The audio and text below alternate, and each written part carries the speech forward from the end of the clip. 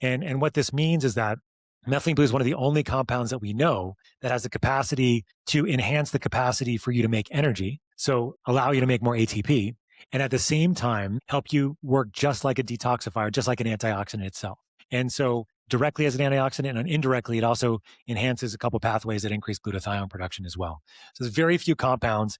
I only know of one other one actually that does both. So rather than being more like a gasoline powered car, methylene blue is more like an electric powered car, where it helps with energy production, but doesn't leave any exhaust on the other side of it. So you're helping with energy production, but you're not having the challenges of the enhanced energy with the ATP and also the reactive oxygen species that you would make along the way. So that's why it becomes very supportive for the system.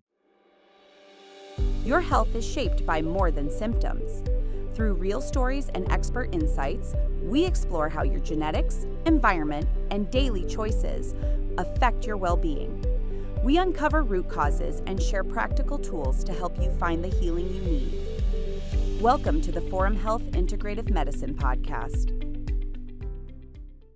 Welcome back to the Forum Health Integrative Medicine Podcast. I'm your host, Amanda Grabeau, and I am so excited to introduce Dr. Scott Sherr.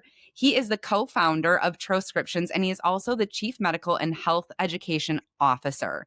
And I also have our co-host, Dr. Andrew Peterson, the Chief of Staff of our Forum Health organization, and also the medical provider in our Forum Health Orem and West Jordan. So today, I'm so excited to have you on. We are going to be talking about methylene blue, and I'm especially excited about this because I don't know a lot about it, and that's a very new thing for me. So I've got so many questions, and I'm so excited to explore this. One thing I do know about methylene blue is that it really interacts a lot with the mitochondria. So I kind of wanted to take a step in that direction first before we got down the methylene blue rabbit hole so that we had our audience has a little bit of context. So Dr. Sherr, Dr. Peterson, can you tell our audience about mitochondria and what it is, how it works in the body, and all that good stuff? Thank you both for having me, and it's nice to be here. I think the first thing to say is that, so I have a 15-year-old daughter. She just had her science biology, cell class, and when they learn about the cell, they learn there's a nucleus, and there's a cytoplasm, and there's a cell membrane, and there's this one mitochondria in there that makes all of this energy. And what you learn very quickly when you start learning about mitochondrial medicine is that, yes, it certainly is the powerhouse of the cell. It makes the energy. It does a lot more than just make energy, actually. But for the sense of, for right now, let's focus with that. But there's some cells in our body that have thousands of mitochondria per cell, and we have some cells in our body that have very few. In fact, actually, there's one human cell that has 0 mitochondria. Do you know which one this is, Andrew? I'm going to guess it's the red blood cell. You got it. Yeah. And so, the red blood cell, I was going to quiz you, Amanda, but I figured I would quiz Andrew first. Whew, that's a big I knew that answer though. Oh, nice. Yeah, the red blood cells used to have mitochondria, but as they mature, they get rid of it so they can carry more oxygen. But there are a couple places where we have thousands of mitochondria per cell that are especially important for people to know. The first, or the place with the most mitochondria per cell may not be the one that you're both thinking about. Ooh. Do you both have an idea of what the place is or what the cell type in our body that has the most mitochondria per cell? It's not the brain. That's number 2. I was going to say it would be the macula of your eye.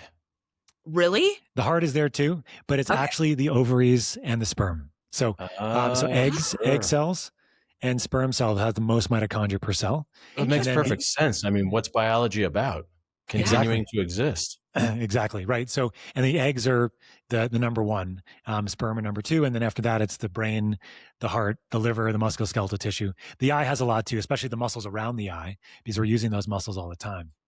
So the first thing to think about is that we have a lot of energy demand in specific types of parts of our body. And the more energy demand that we have, the more mitochondria you're going to have in those particular places. And so, the issue here is that the statistics are pretty crazy, where 94% of US adults have some element of mitochondrial dysfunction. And so what does this mean? This means that this part of the cell that's trying to make energy for all of us is not meeting our energy demands. And this energy is what we call ATP, adenosine triphosphate. And fun fact, we make about 150 pounds of ATP every single day to maintain our energy demands. That is a huge amount of energy. It doesn't stick around for very long, but that's how much ATP we're making. Now, when we're making energy, yeah, I know, right? When we're making energy, we make the energy, but we're more like a gasoline powered car than we are not like an electric powered car, right? Because what we do is we make ATP, but we also make water, carbon dioxide, and what are called reactive oxygen species, these free radicals, right? Some of these are important because it helps really do what mitochondria do best, which is sense and process information and allow us to understand how much energy we need to make and how much we should not be making. So some of these are okay, but if we have too many reactive oxygen species, too much in the system, and we don't have enough antioxidants to be able to neutralize that stress, the system starts breaking down. And over time, the mitochondria get less effective at making energy overall. And so what the mitochondria are really doing, in essence, Amanda, are taking the inputs we have from our food, basically our fat and our carbohydrates, the electrons from our food, and bringing them into the mitochondria and converting that electron energy into energy that our cells can make in the form of ATP. In the process, we're converting that to ATP, also water, carbon dioxide, and reactive oxygen species. And that carbon dioxide is supposed to go to our plant friends, and they're supposed to bring that carbon dioxide in and make oxygen for us. And the beautiful cycle is supposed to continue. Aside from carbon monoxide, aside from leaving all those plants in the dust in the Amazon rainforest, and all the other things, and living in environments that have no fresh leaves or plants around you, and I could go on, but there's a lot to say here. But the main thing to say is that most of us can't meet our energy demands because our mitochondria aren't working very well. Yep. I love that. And I just want to highlight again, sort of those cycles. I think it's so, we like to categorize things as good or bad, right? CO2 is currently bad, right? And don't tell that to, a philodendron or a cactus, right? Or even us. We need CO2, man, Yeah. Absolutely. Yeah. And I think we treat free radicals the same way. We're like, oh, antioxidants are good. Well, yeah, they are in the right amounts. Everything is good and everything is bad in the right amount, in the wrong amounts, right? And so, those unpaired electrons that we need to pair. Yes, it's good to have that process going, but they're not all bad. They do send signals, and they're critically important signals. So I think that's just important for people to hear and understand and say, oh yeah, so this is a system, this is a cycle. It's a big circle that happens that keeps life going. And really that organization of energy is the miracle of life, right? It's just beautiful. It runs everything, right? I mean, and that's really what it comes down to, is that we have these amazing ancient bacteria in our cells, if you believe it, but that's really what evolution looks like to is the case, that ancient bacteria that are producing a huge amount of energy to power every single thing that you do every single day that you're alive, right? And so our goal is interesting, right? Because we want to live for as long as we can, but the longer we're around, the more stress making all of that energy is on the system. So what is aging really but a dysfunction of our capacity to make energy effectively over time? And there's many other aspects to this, but in the end, at least maybe I'm biased in how I think about this, is that it's a mitochondrial thing, because we are sacrificing rust in our system to make energy for as long as we can, live as long as we can, right? And in essence, it wouldn't have mattered 10,000, 20,000 years ago, because we lived until we were 40 or 45 years of age at the most, except for maybe a couple people in the village that lived longer so they could pass along the stories of the next generations, because we would die of disease and starvation and other kinds of things. And so it really wouldn't have mattered back then as much. But to live a long, healthy life is not just about longevity, right? It's about living as long as we can, as healthy as we can, until we die very quickly, right? Yeah, I mean, from a biological perspective, we really only need to live to be about 35, because human offspring are fairly fragile and they can't grow up on their own, right? Right. So we do have to live long enough to get our children to some level of Independence. independence, right? And so Mhm.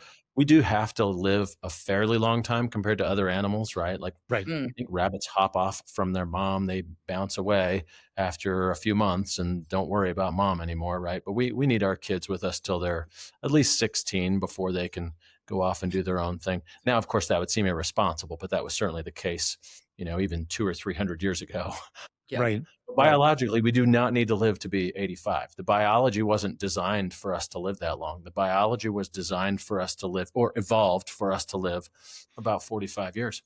Right. And that's Right. why menopause is around that time too, right? This is the time that it wasn't really required for us to be around. So if you want to live healthy lives, we have to really mind the machinery that allowed us to be so sustained at those younger years, but doesn't have the same capacity as we get older, and sometimes can be detrimental if we're not really understanding the biology and physiology of it.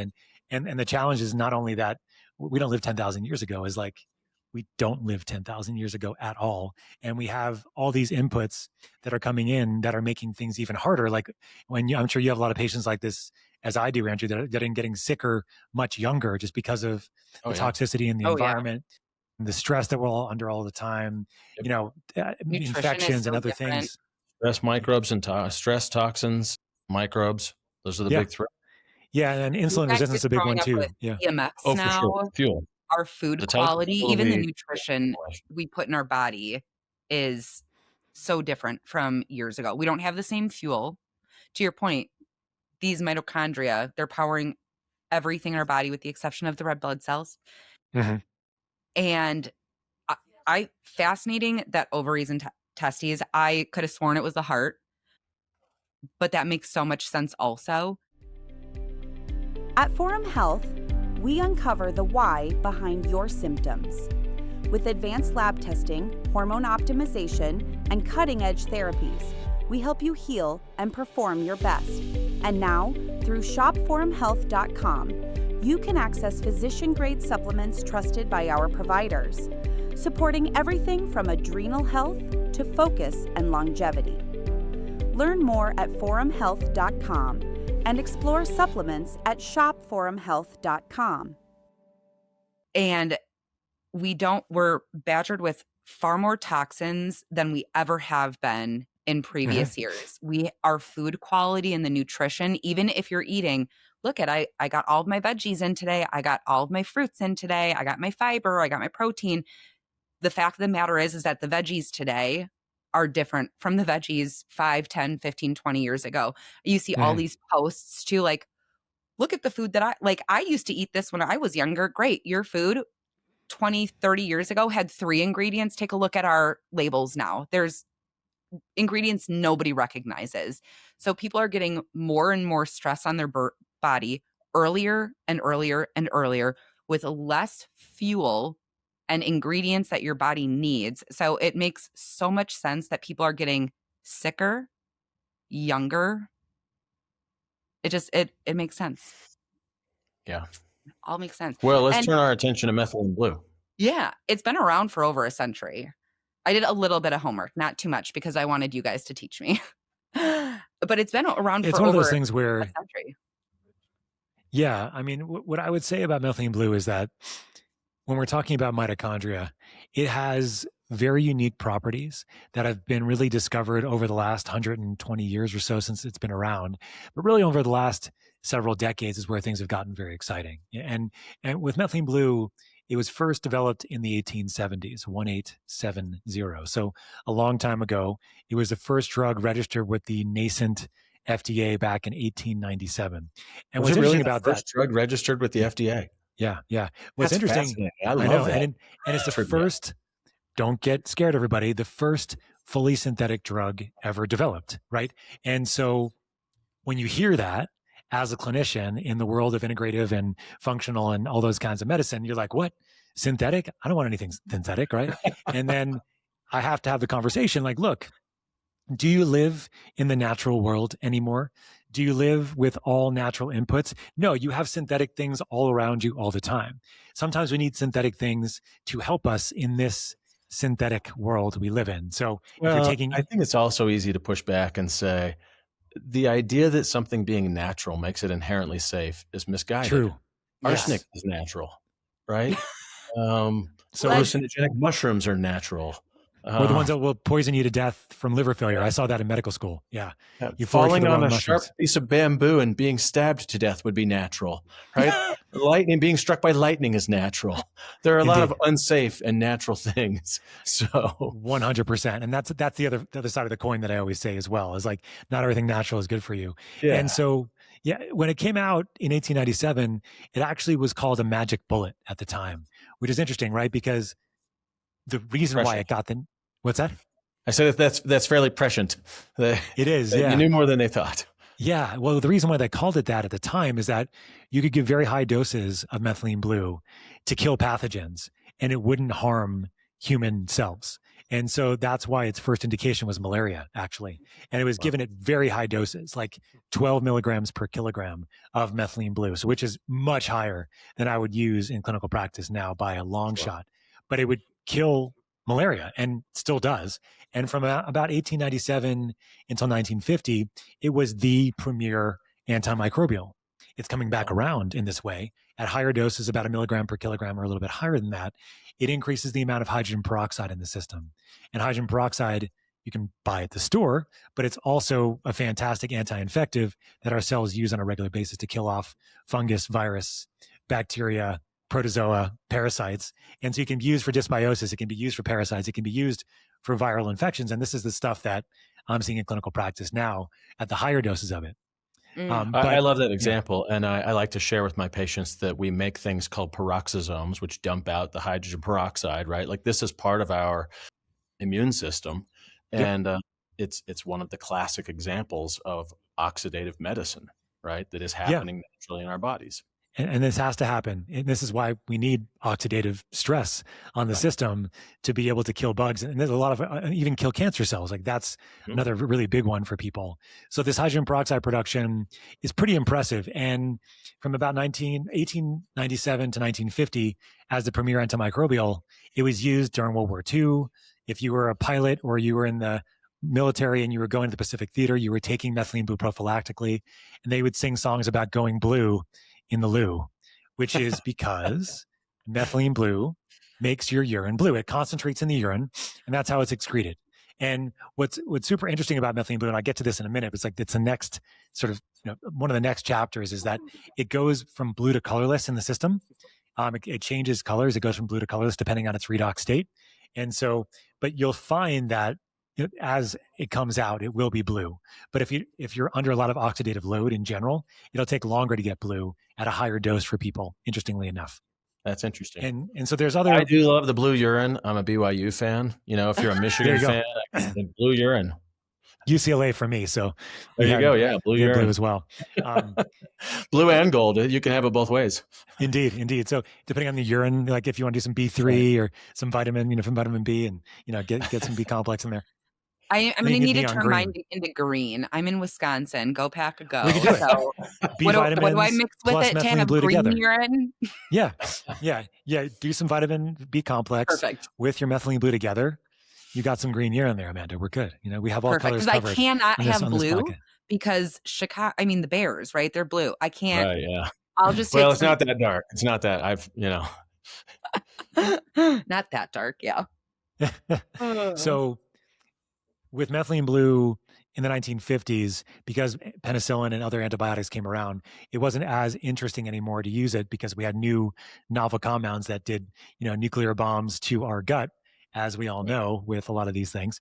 But they were very useful at the time, of course, right? You fast forward a couple different decades. The way I first learned about methylene blue was in chemistry class, because in biochemistry, you use methylene blue as an indicator to look at the mitochondria in the cell, and it stains the mitochondria. And so for years, they understood that something was happening with methylene blue in the mitochondria, but they wasn't sure exactly what.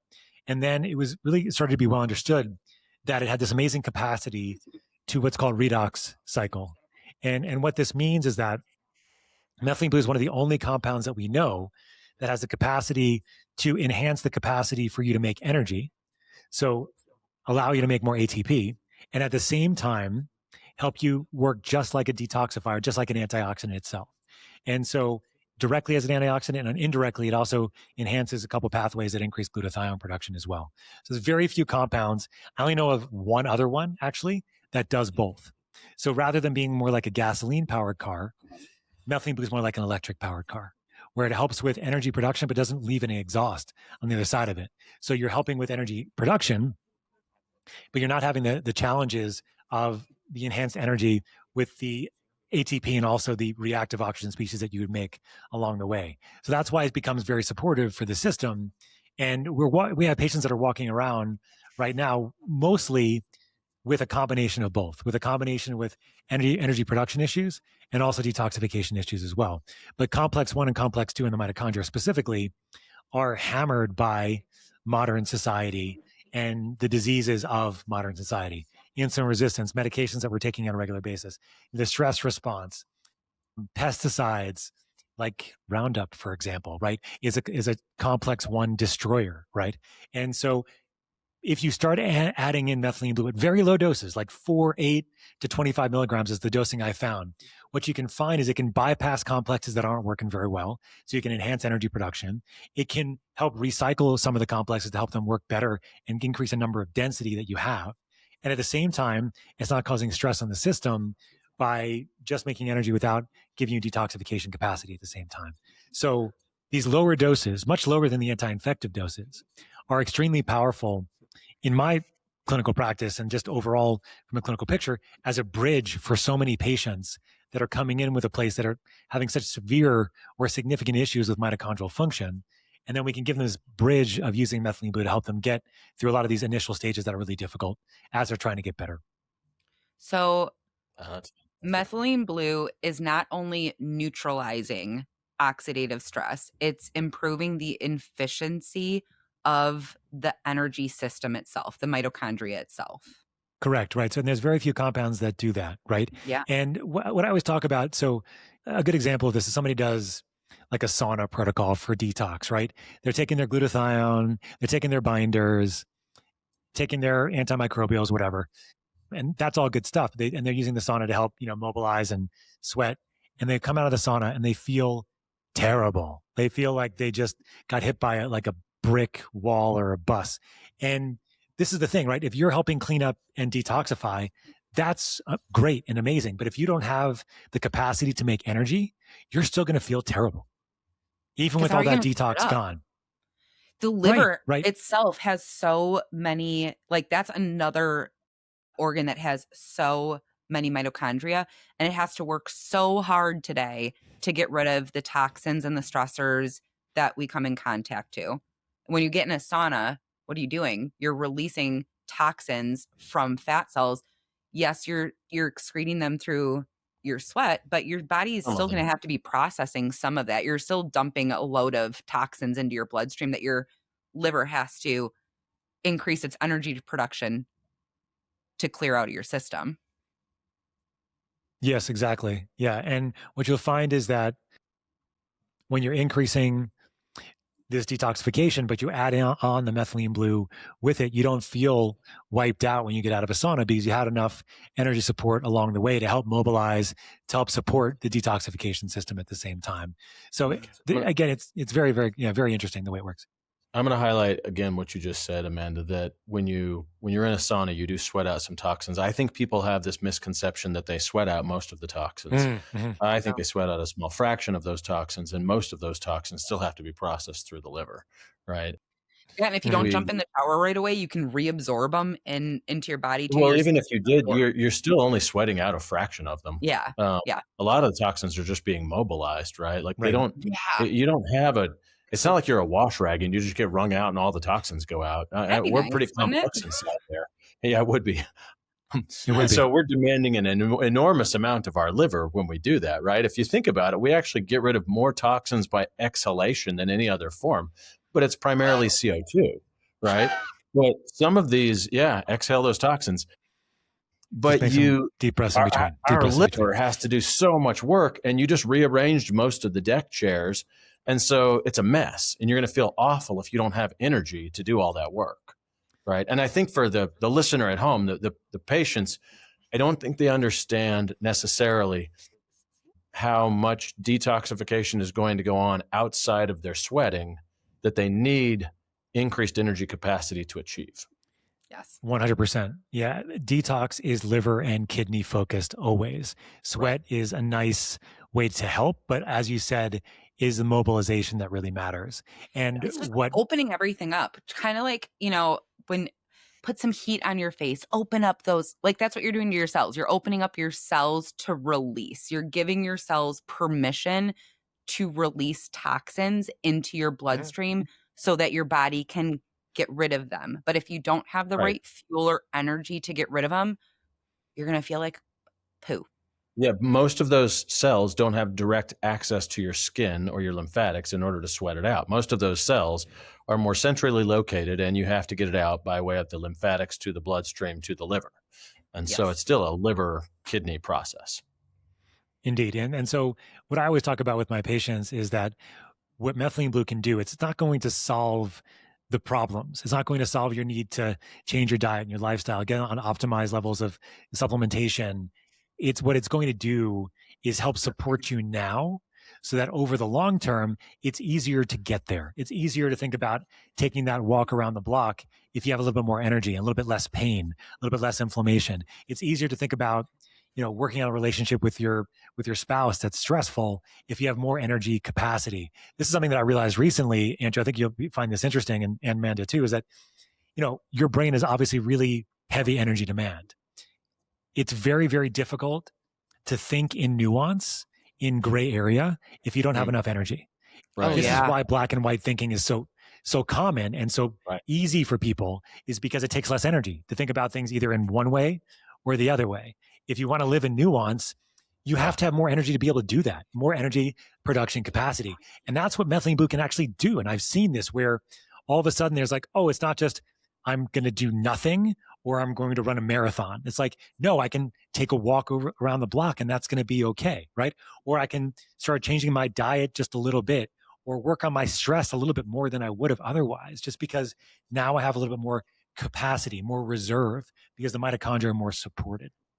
What I love about you describing that is that that's really the essence of us becoming the true, the deep humanity that we want, right? We don't really want to be frogs or lizards where either we're safe or unsafe. It's not this reptile brain. We want to live in those gray areas where we can feel deep emotions and experience things and say, yeah, I can see all the different. That's why everything from watching a drama on, some movie to having a conversation with someone, it's about all of that nuance and really that's the beauty of life, right?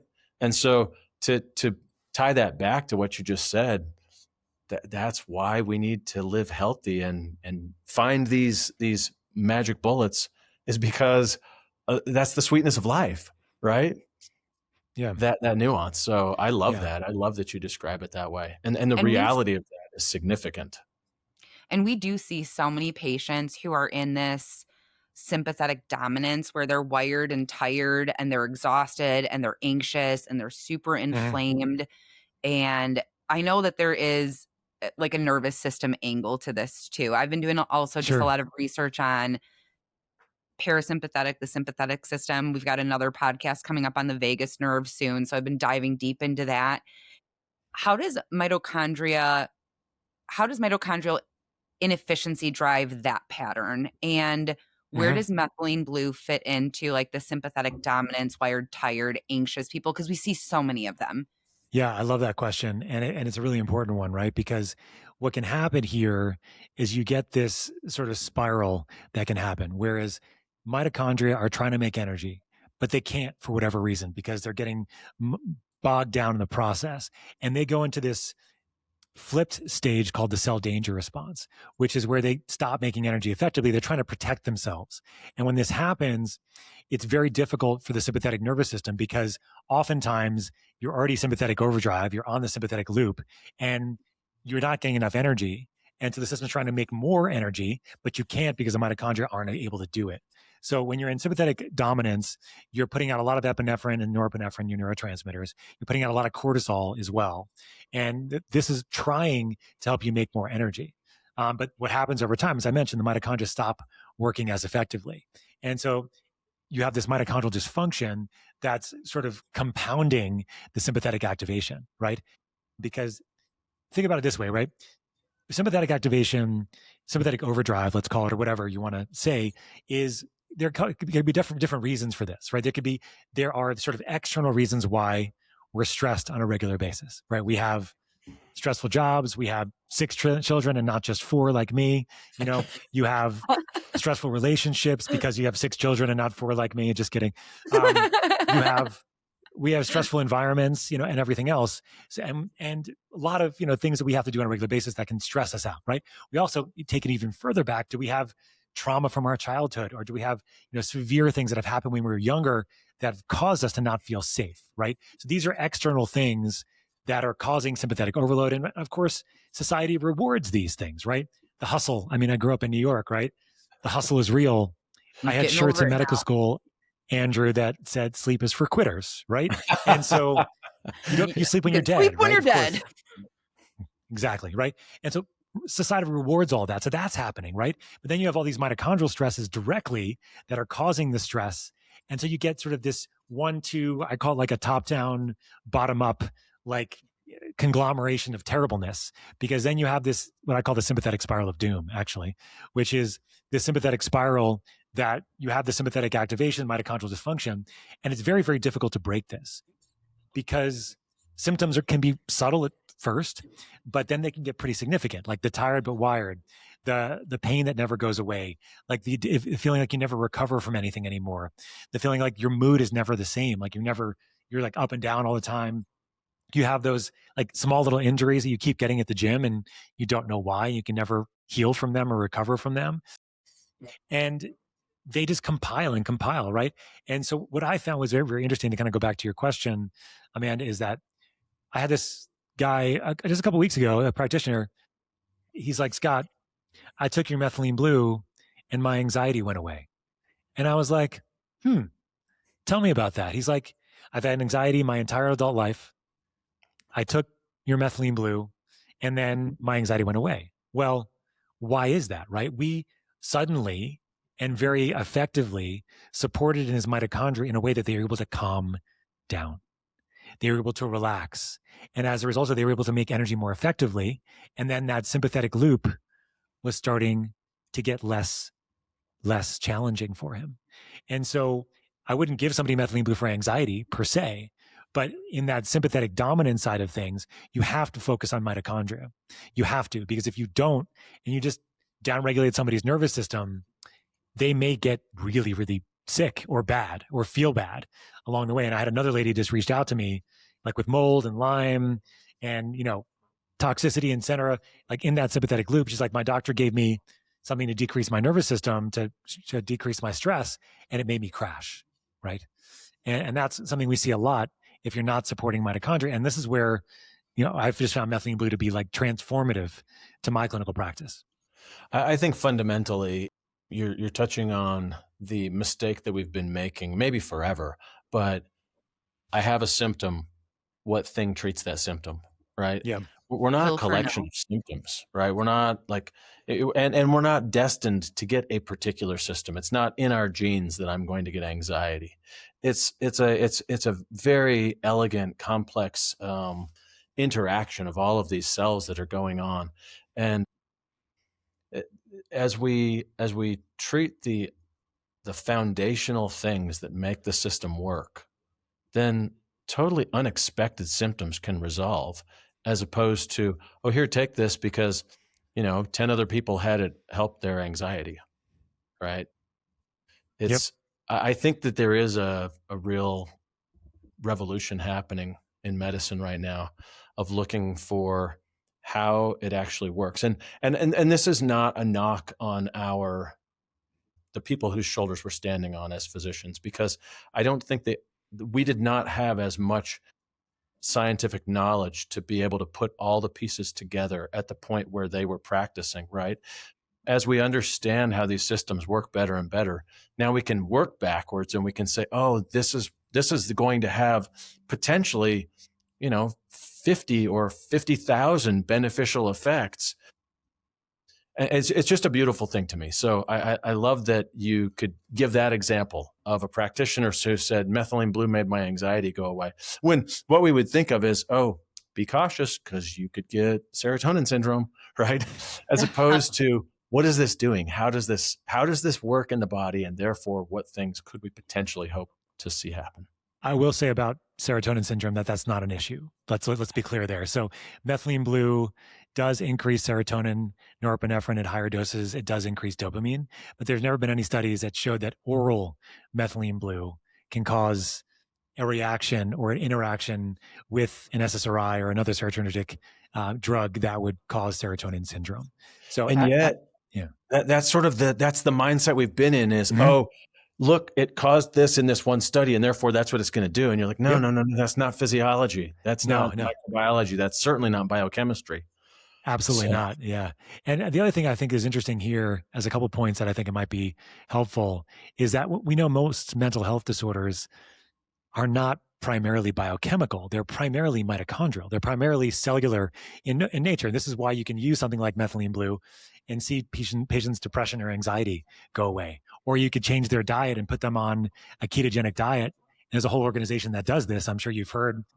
And having people with bipolar disease and schizophrenia have completely resolved or almost resolved symptoms purely by just changing their diet to be on a ketogenic diet instead, right? Absolutely. And this is all because you're making the mitochondria more efficient by using ketones instead of carbohydrates or glucose for fuel, right? And we know this is the case. And so it's very important. And I 100% agree with you, because the way I think about this, and I'm sure it sounds similar for you, Andrew, and probably Amanda as well, is like, if you focus on the basic foundations of how a cell works, how the mitochondria work, and what are the inputs there, what are the outputs, and looking at it from a physiologic perspective, if you do that, then the scale at that, how that scales is exponential, right? Because if you work on the basic stuff, in quotes, basic, and then that's optimized, then everything above that's going to get better too, because that's the foundation of everything, right? It's like, it's like the seed, a fractal. It's that, a tiny thing that grows, a baby, right? For example, like we were talking about earlier, right? It's like, if you have optimized mitochondria, right? And that's how you make the best form of anatomy, right? It's, and that's how it goes, right? And so I think it's so important. And that's, and I don't think methylene blue is something that's the only thing people need. And I tell people that all the time.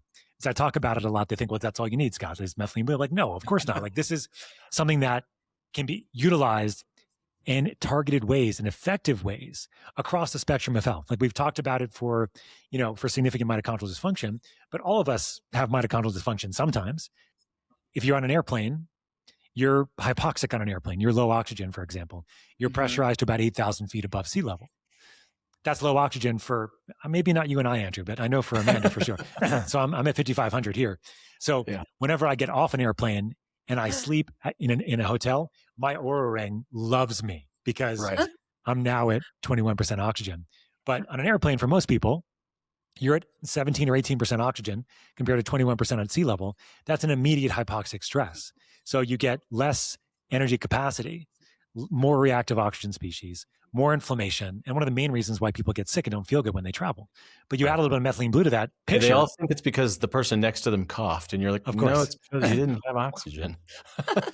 It's kind of a big deal. That putting on a mask is actually probably going to make it worse, not better. Yeah, exactly. You'll get even less oxygen. I know, right?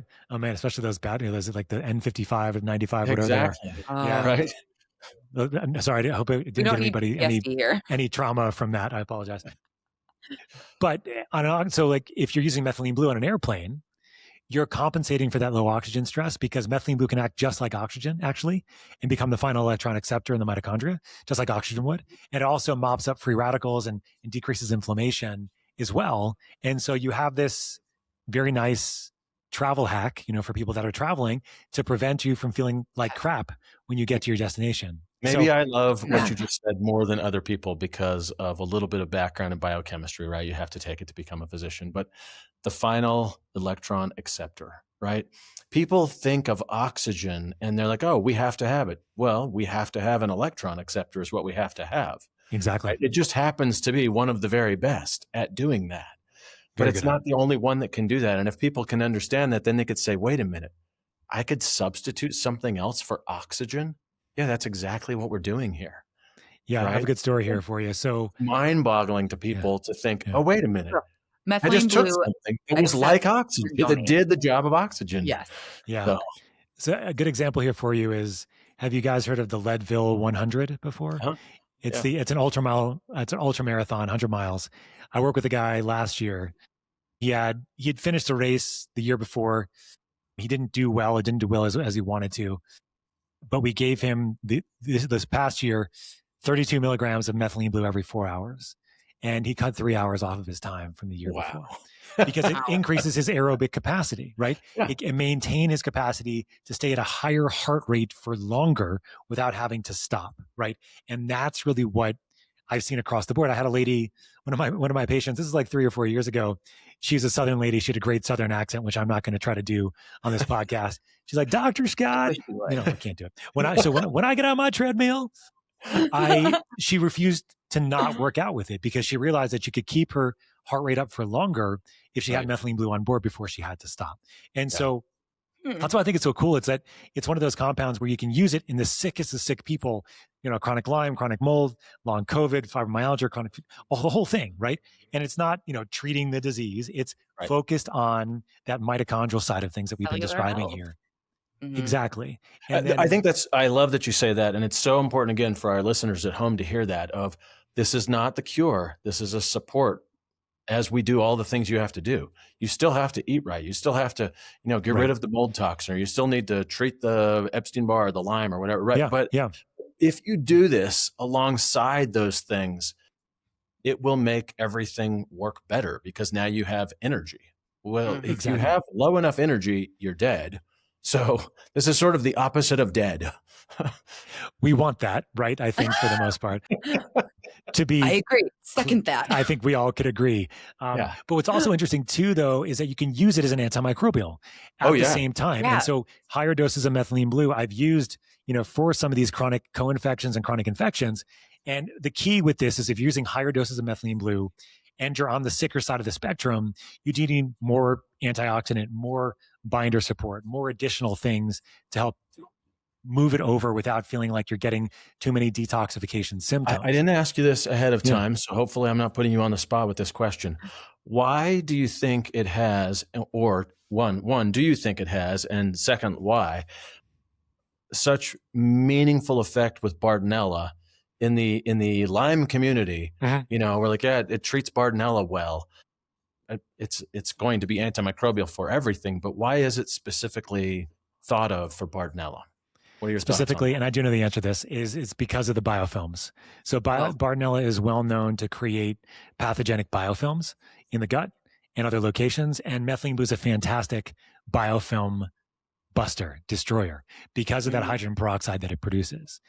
It also has another very interesting quality here to a lot of the patients that have these chronic medical issues or chronic complex infections. When you do, you often have a lot of blood pressure problems, like your blood pressure is low. This is like the POTS kinds of scenarios where positional hypotension or positional orthostatic tachycardia syndrome, your blood pressure is low, your heart rate's high. This is something because oftentimes you have a lot of what's called inducible nitric oxide in circulation. So nitric oxide is supposed to be healthy for you. It is in your mitochondria, it is in your brain, but if it's circulating around, it drops your blood pressure. It causes inflammatory pathways to get dysregulated. So you have a lot of pain, you have a lot of inflammation, and your blood pressure sucks, okay?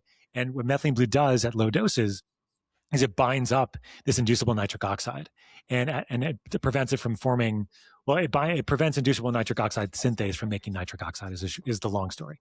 And so all I mean by that is that all of a sudden you have less nitric oxide in circulation, so your blood pressure gets better, your pain gets better, your inflammation gets better. So the cool thing about using methylene blue as an antimicrobial is you're also getting these benefits too. You're also getting the mitochondrial benefits at the same time. It's what I often do is to slowly increase the dose. Like that's what's important, because if you go too high too quickly, it may be hard because you get like some of that detoxification kinds of stuff. But if you go slowly with the dose, you get the mitochondrial support, you get the nitric oxide downregulation. That's the circulating nitric oxide, and then you get the antimicrobial. Like that's a very powerful combination, along with those biofilms too. To dosing a little bit more specifically, would you start at 5 milligrams? I mean, where would you recommend people start that are fragile? It depends on the person, but like if they're super fragile, somewhere around 4 to 8 milligrams is where I typically start. We have a product called Just Blue at Triscriptions, which is 16 milligrams. And so that's our consumer strength. You can take a quarter of that. It's developed in a buccal troche, a dissolvable lozenge that can either be dissolved in the mouth or swallowed. Typically, people were going to swallow it because methylene blue in the mouth is going to be, very, very blue. However, I would say at low doses, like I have a colleague of mine, Andrew, her name's Ashley. She's in California, Bartonella story. So anytime her Bartonella acts up, she uses 4 milligrams or 8 milligrams of methylene blue in her mouth, and her brain fog goes away in about 5 to 10 minutes. So it's faster in the mouth, but you can swallow it too, of course. And most people are going to do that. But I usually start off at 4 to 8 milligrams for somebody super sensitive. And then I increase their dose by about 4 milligrams every 3 to 5 days, knowing that up until about 25 milligrams of methylene blue, that's a really good mitochondrial support. It still supports the mitochondria at higher doses, but then it becomes more anti-infective around a milligram per kilogram, which is going to be about 50 to 70 milligrams. Ideal body weight too, by the way, ideal body weight. So not, somebody that's 300 pounds, that's 5'4", like, that's not ideal body weight. Right. And so no offense, but that's the truth. Right. And so I don't want to shame anybody. You get the idea. Right. And so the important thing is that the higher dose is going to be more anti-infective. Right. And so that, but as long as you go one slowly, typically it's very well tolerated. If you go too fast, sometimes it can be, you get detox herxing kinds of symptoms. Sure, you can use glutathione and you can use binders and you can use your sauna and you can use, rectal ozone. It can go a little crazy, whatever you want to do. But like that's going to help. But that's why I always go slowly, unless it's more of an acute issue where it's like an acute infection, then like acute viral infection, bacterial, things like that, then I'll use up to 2 milligrams per kilogram, about 150 milligrams for about 3 to 5 days, sometimes on its own, sometimes in combination with other, prescribed antimicrobials and things like that. Okay. Here's a question that's probably going to have a short answer. Is there any safety recommendations for methylene blue in pregnancy? The answer is no.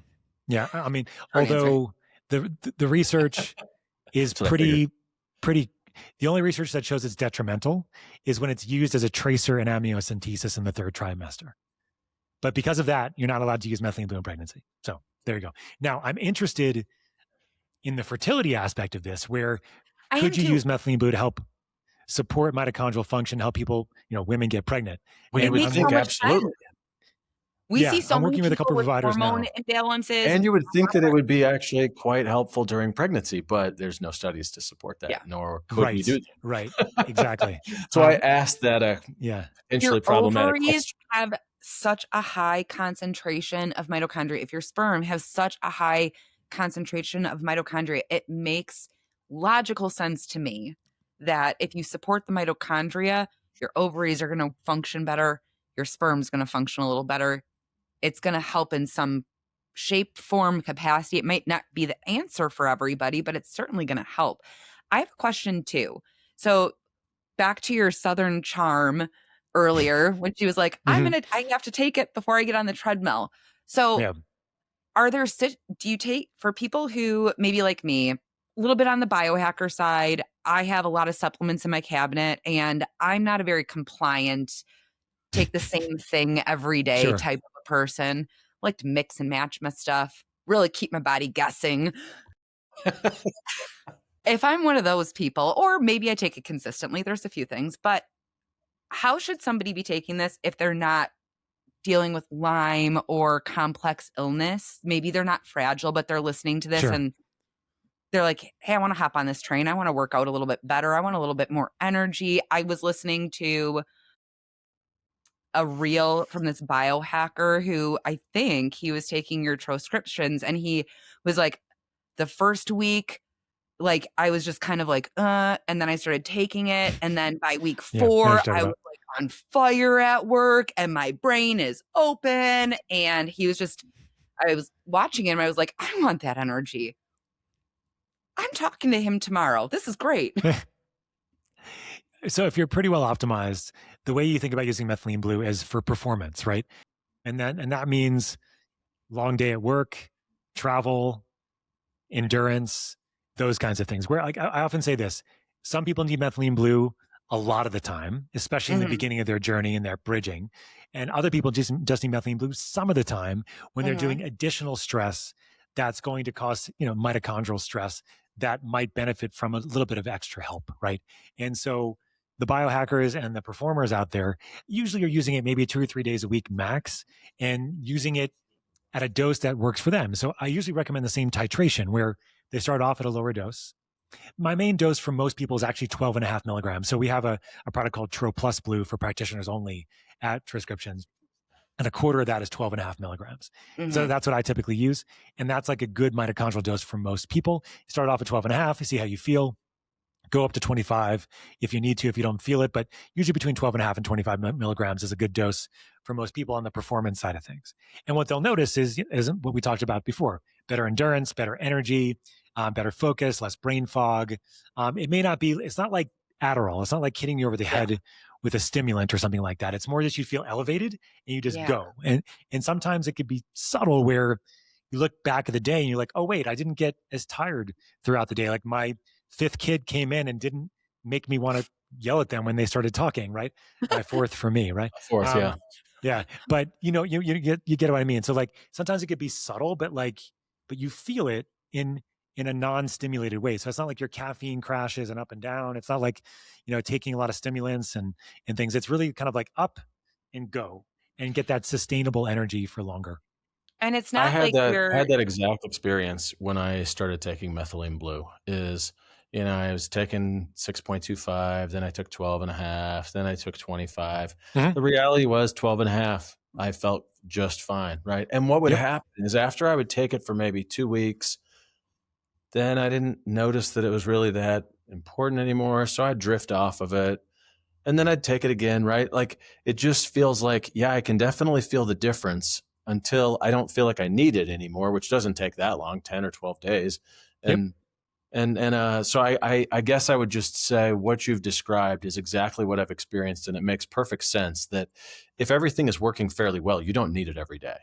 And I don't know what your opinion is. I don't think you're better off consistently. You're probably better off taking it when you need it. Right. Unless you're coming from a place where you need it as a bridge, right. With complex burnout. Yeah. If you're ill, you should be taking it. Yeah, exactly. Going through a detox, if you're going through a huge stressful period that's just emotionally, physically draining. If you're, I've got some triathlete friends, like if you're doing some like heavy training, you're putting a lot of stress on your body. If you are Lyme. But I would say for those people, the trainer, the athlete, they still, that's the beauty of the Aura ring, is that they still need to pay attention to their body. You can't take it and do too much, right? That's not going to work. You're going to do yourself harm. That's why you need to have something that says, yep, you're overtraining at this point. Right. And I don't think it's going to give you permission to overtrain indefinitely. It can help with recovery. In my opinion, it's going to say, you can now be optimal, but there's an upper limit to optimal. I don't care how well you train. Yeah. You're not going to be bulletproof, and you're not going to be able to jump over buildings. We're not Supermen. We're ordinary mortals. Yeah, I mean, maybe soon. Maybe we can infuse the methylene blue with something to optimize your jumping capacity. But my main worry at this point is the opposite. Where if you're watching, I guess all I'm saying is that taking it every single day for the person who wants to be optimally healthy, I don't know that it's necessarily better for them. I think they should listen to their body. That's what I guess I'm trying to say. Listen to your body. Make it. Yeah, I mean, that's 100% how I agree with it. So what I typically do is somebody that's sicker using it as a bridge, maybe I'm using, 25 milligrams a day, 7 days a week for a couple months until I can start coming down on their dosing. But with everybody, what I'm trying to do over time is get them down to a base level that they can use as needed more intuitively when they know they're going to have a challenging day, or they woke up after having a shitty night of sleep and they needed the extra support the next day. Yeah. And then the main thing, just in addition to this, is making sure you're getting good quality stuff, because I do worry about a lot of the methylene blue on the market. A lot of it is contaminated with heavy metals like lead, mercury, cadmium, and arsenic.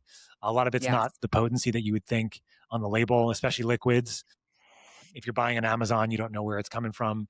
I had somebody recently tell me they bought it from a source that was US made, that took 3 weeks to get through customs, that kind of thing. And so, at our company, we all heard that, right? Yeah, I know, it's crazy, right? 3 weeks to get through customs, US made, right? It's when we launched the company in 2020, nice. That's 6 years ago this month, actually, in February 2000, whenever we are, 26. Now, 6 years later, it took us a year longer to release our first product, because it took us that long to find a good source of methylene blue. It's not easy, and it could be contaminated along the way. And we do a lot of different testing on it. So when it comes in the United States from our manufacturers in Japan and Korea, we test it all again, even though it comes with a certificate of analysis and it says it's good. We've even had to throw out thousands of dollars worth of that stuff over the years too. And no companies are doing this, right? No companies are rechecking their certificates of analysis from other places that are coming from around the world. Very, very rare, especially in the methylene blue world. But it's sort of an issue across the supplement world, as you guys know, right? Is that absolutely, yeah, supplement companies are not regulated unless they're self-regulating. And correct. So, as a physician, as Dr. Ted, my co-founder with Boomer, but we're both physicians, so we wanted to make sure that everything that came in was tested again in an independent lab, and then we would make products with it, and only then we would put it in our products, and then we would test it again before we sent it out, for mass, consumption kind of deal. So it's one of those things where you have to be really careful on quality, and I don't want my patients to get high levels of cadmium and arsenic and all those natural compounds that you were talking about before. That are not very good for us. Natural but unhealthy compounds. So exactly. We're trying to keep our synthetic compound free of those dangerous, of those terrible natural things. Yes. Yeah. No, it's so important because, like you say, it's unregulated unless you do it yourself, and yet this is how we can become healthy. Is no longer relying on pharmaceuticals alone, but saying, hey, let's pay attention to what we put in our body. Right? I'm not going to eat food that I believe is contaminated. I'm not, it's funny, when organic foods were first a thing, I was like, well, it's all organic. It's just got carbon in it, right? Like, what does that mean? Yeah, exactly. But now I would not eat something sprayed with Roundup, right? Why would I take a methylene blue product that is, adulterated with lead or cadmium? Yeah. Right. I think it's irresponsible. And the idea that you can get these things on Amazon and trust what you're getting I think it's really naive. I do think that, and there's multiple brands of things. Like, I don't think that there's only one brand of supplement that's okay, but it's a fairly short list of companies that really made this the hallmark of why they exist. And so I think the fact that you guys did this for methylene blue is really important and should be appreciated by anyone understanding this particular area of the market. Agreed. Thank you, sir. Yeah, it's really important to kind of talk about quality at the end here, just because I know people, when we first started the company, we were the only company. We were the first company that had a commercial product. Now there's over 100 companies that have methylene blue containing products. And, we were vilified initially in 2020 by major news organizations. Now the same companies in 2025 had affiliate deals with Amazon companies selling methylene blue. So it's kind of funny how things come full circle. But we're the tried and true, and we've been doing this a long time. And I really feel like from a clinical perspective, we've learned a lot over the last 6 years, really how to dial in the dosing, really how to understand how to choose patients correctly and how to bridge them using it, knowing that it's not the end all be all. It's something that really can be a great way to bridge and also, maintain optimization, in a more intuitive way over time. Yeah. Well, this has been great. Just a recap, maybe for the listeners, this makes an enormous difference in our ability to make energy, and it's an antimicrobial that is inherently much safer than your typical antibiotics because it's not going to destroy the gut bacteria. So, it's been well described. It really is. When you said this at the beginning, and I had never heard this, that it was marketed as a magic bullet. Mm-hmm. Obviously, it's not the whole story, but it's pretty impressive. So Yeah. you built a great product. Thank you for that. Nope. You mentioned, Scott, that how dark the urine is indicates oxidative stress. It's very individualized, but you'll find that certain people will find that how fast their urine turns blue will be a sign at the dosing and also the time scale on how stress and how much oxidative load is in the system. So you find that the faster it turns blue, the more oxidative stress? The opposite. The faster it turns blue, the less typically. Unless it's a huge dose. They're not using it up because it's still there. Right. Exactly. So it's like oftentimes you have to get a certain dose level before your urine starts getting blue, right? And then you'll find that like you'll need more to get that same blue if you're traveling, for example, or if you're under more oxidative load. Okay. Makes sense? And then so that's at least the idea behind it. Well, and it sounds like the idea is that once your urine is blue, you're getting enough. Exactly. Right. And so this is what I've noticed. Like I was just pounding a bunch of methylene blue last week because everybody was sick and I was coming down with stuff. So I was taking 50 milligrams twice daily. And like the first day didn't pee blue, which is very unusual at that kind of dosing for me. Right. But the second day I was like, going blue. I'm like, all right, good. So we're good. Like, and then, and so like, it's one of those things where the system needs more and it's going to stick around for longer because of that. Right. When it cycles into its redox and when it's in its reduced form, it's not blue, it's colorless actually. But I do have to run, guys. I need to get one of those that's children. Interesting because what I found for my own energy is really all I did was I just took it. If my urine's blue, I'm getting enough. If it's not blue, change my dose. Yeah. Right? Yeah. And symptomatically, right? So you're looking at symptoms in blue and you can kind of correlate, but not always, but often. Now, let me ask you this again. Highest dose you've taken? The highest dose I've taken is 150. 150. Okay. And I gave it to my mom a couple months ago because she got bit by a tick. Giving it to people with urinary tract infections, and they do well at 150. That's the highest I've done. Okay. Yeah.